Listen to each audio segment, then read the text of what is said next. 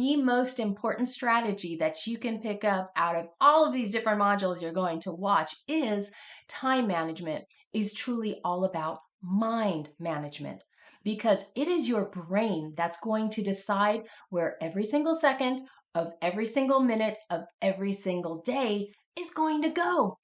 It's your brain that's going to decide whether or not you're going to procrastinate, and if so, for how long.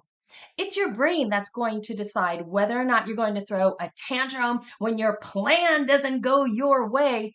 and if you're going to throw that tantrum, for how long. Our brain is in charge of everything that we do throughout the day. So that's why it's really important to understand that time management, while yes,